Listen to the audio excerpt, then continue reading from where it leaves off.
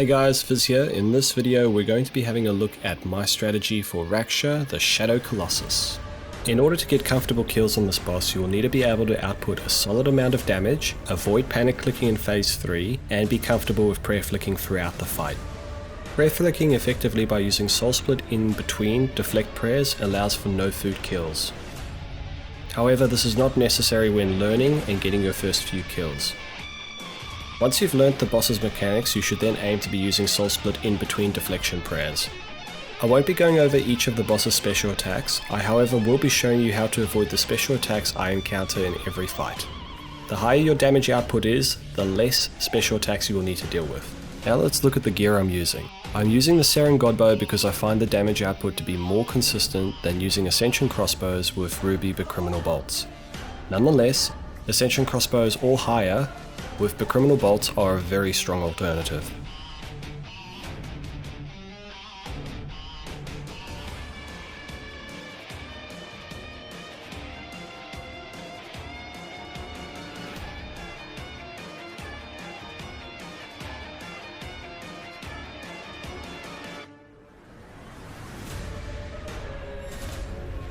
Now let's look at a standard kill. I start the fight with 100% adrenaline and use death swiftness at the beginning of the fight.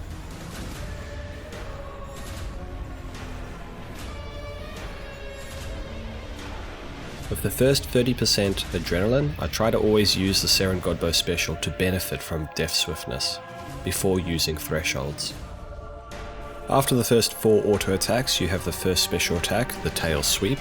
Move at least 2 steps away from the boss to avoid this attack.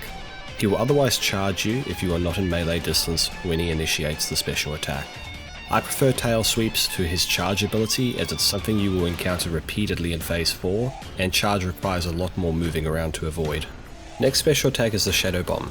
Use the freedom ability after he has stunned you and then move 3 steps away from the boss once the green arrow indicator appears to avoid this attack. Now you might phase the boss before the next tail sweep, but if not, then you just do the same thing, move 2 steps back, dodge the tail sweep, and proceed to do damage. Once the boss hits 600k health, you will cause the ceiling to collapse, and this is the beginning of phase 2. Just try to avoid being on rocks that have already fallen, because the next fall will cause damage.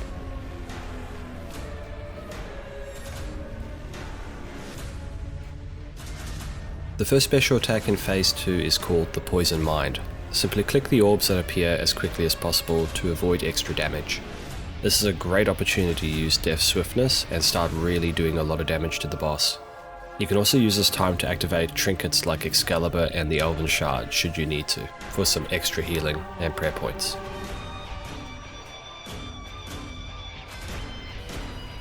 The next attack is another tail sweep. Again, just step 2 steps back and avoid that. Once you get the boss to 400k health, you will have the beginning of phase 3, and this is the more difficult part of the fight. You will want to swap to a scythe or a Dragon Rider lance and your laceration boots and move around the arena using bladed dive. Now if you muck up, it is still possible to do the fight and complete it.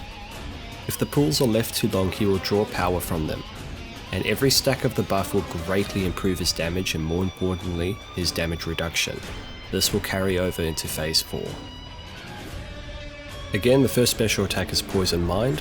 Click the orb same as before and use this as an opportunity to do some solid damage to the boss, as you want to get the boss to phase 4 as quickly as possible. The longer phase 3 goes on, the more stacks the boss can pick up, from either the pools that you left behind or pools that spawn and then he draws from them if the fight goes on too long. The next special attack you will encounter will be the Shadow Bomb. Same as before, you'll get stunned and will need to use freedom, but this time it'll drop 3 bombs, or more if you have too many stacks on already.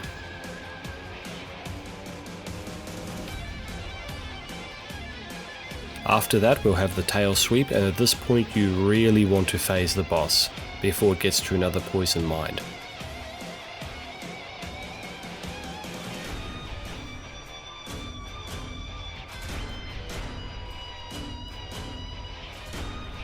You will phase the boss at 200k health.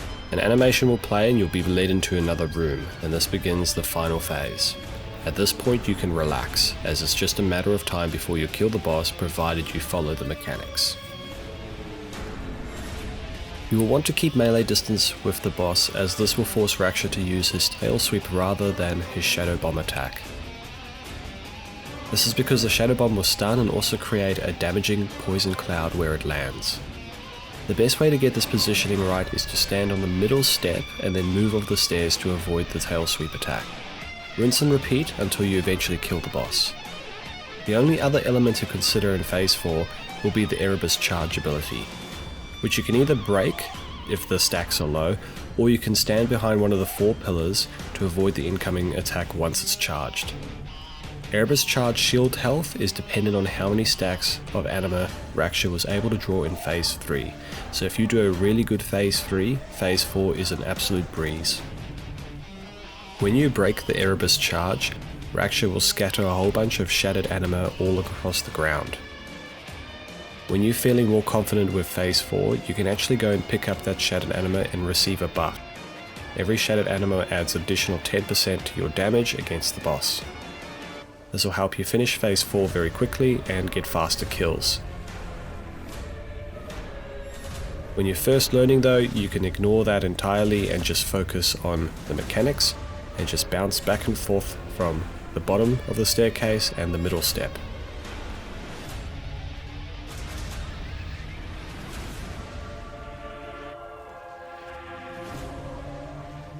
And there we go, Raksha is dead.